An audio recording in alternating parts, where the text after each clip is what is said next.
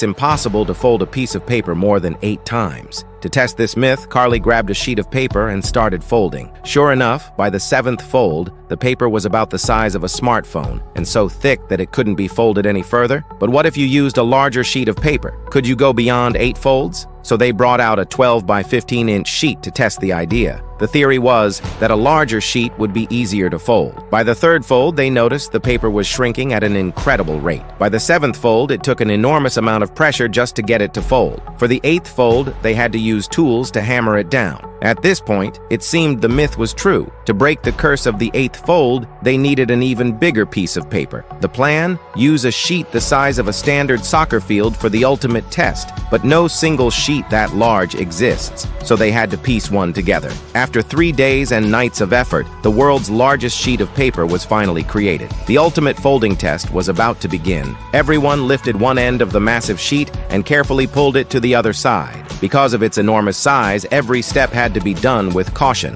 They folded it down in a precise 90-degree direction each time. By the 7th fold, the paper had become incredibly heavy. Just one more fold and the myth would be shattered. As expected, the bigger the sheet, the easier it was to fold. At least at first. The myth was officially busted, but they didn't stop there. At that point, human strength alone wasn't enough to make another fold, so they brought in a steamroller. In the end, they didn't just break the 8-fold limit. They reached an astonishing 11 folds, possibly a new Guinness World Record.